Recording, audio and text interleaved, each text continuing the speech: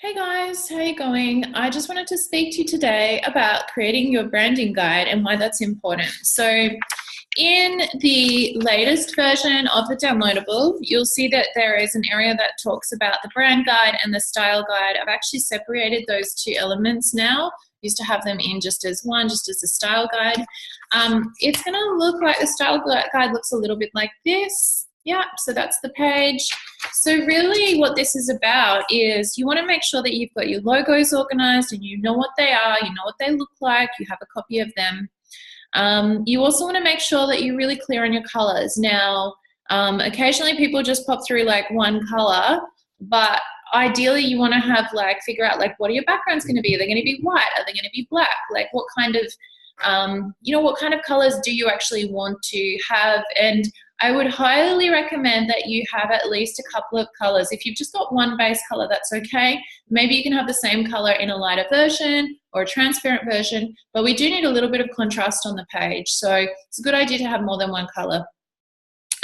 You don't have to put in all the codes. I know I've got 4 different types of codes here. That's really just more for graphic designers. When they use a style guide, they're going to want to make sure that they've got the web code as well as everything else. For my purposes, you really just need the RGB code. That's the one that we're mostly going to use anyway. And so just be really clear on what that RGB code is. If you're not really sure what your RGB code is, there's definitely ways of finding out. If you have a look at my video, which is Colorzilla, using the Colorzilla Chrome plugin, that is one way that you'll be able to find out what your codes are. Say you've got a website built already, but you never got a style guide with it, that kind of thing. So have a look at that Colorzilla plugin video and you'll be able to see very quickly how you can do it. I will just show you as well briefly. So in Canva, I'm just gonna go to my Canva here so you can have a look so you understand where the RGB colors I can find as well. So say I'm in Canva and I'm just going to open this one. Just one of my test ones. So this one here, you can see that's blue and that's one of my standard blues. But if I want to see the RGB color, I can just literally go in here. Okay. I want to actually add my color. You can see that's the current color code right there. Yeah. So if I already had a code, or if I wanted to say do this code and I wanted to know what the code was, there we go. That's the code right there. So it's so simple and easy to find out what the RGB colors and codes are in Canva. So that is one thing that's really easy to do. The next part of that document talks about fonts. Now, we all know a bit about fonts. With fonts, it's a great idea to have at least 2 different styles of font, because you might have, something that's a bit more conversational style and something that's a bit more like your plain Arial. The plainer the fonts, generally speaking, the better it's going to look. However, you do need to be aware when you're using fonts in ClickFunnels, they don't have all the standard fonts that we have. So you're going to have to choose one of their fonts that sort of matches the style of yours. It's not going to be exactly the same. For example, if my regular font was Arial or Arial Black, then in ClickFunnels, I might choose to use Oxygen, which is kind of a similar feel to it. Just want to let you know in ClickFunnels, so when we're going through, once again, I'm going to share my screen here, guys.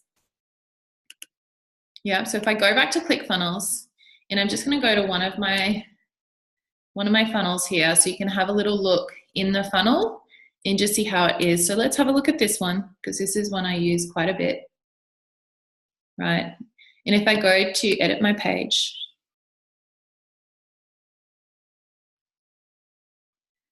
and so when I edit the page, say for example, I'm editing this block of text here, and I go to settings to edit it.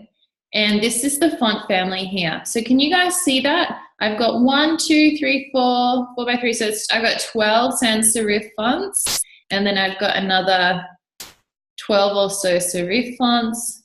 And then I've actually got some display fonts there. And then some more handwriting style of fonts. Yeah, so there's a bunch of different types of fonts that we can use there. and you should be able to find something that suits you. So when you're looking at fonts, don't just talk about fonts that you'd be using, like, you know, anywhere else, like on your Word docs or on your website. Also, please make sure that you do select the types of fonts you want to use from ClickFunnels and that you include them in this document as well. I do hope that makes sense. The second part of your style guide is going to be your brand guide. Brand and style are very similar, but they are different. So style is really just the graphical side, guys, really just the graphical side of things. The brand guide, on the other hand, talks about your brand personality. What does your brand voice sound like?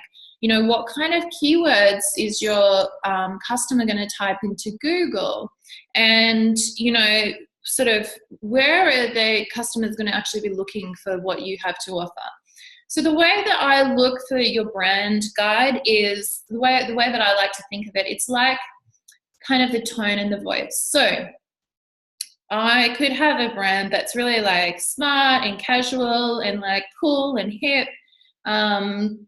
And, you know, when I'm talking about like who that brand is, I might say, well, my avatar would be, I don't know, Cindy Crawford. Yeah, because she's the kind of person that would like that brand. And she speaks a certain way and she's always hip and cool and looking good.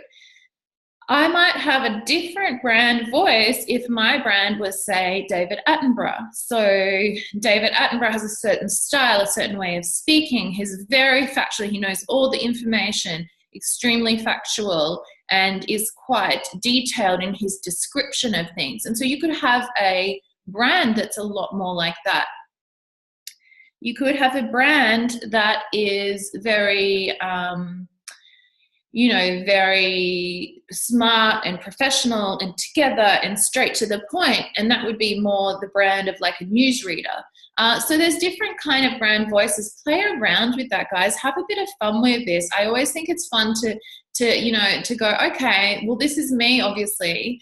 So I am the face of my brand, but I know that my brand is a particular way. So, you know, have a bit of fun and go, okay, if my brand were David Attenborough, how would it sound? And if my brand were this person, how would it sound?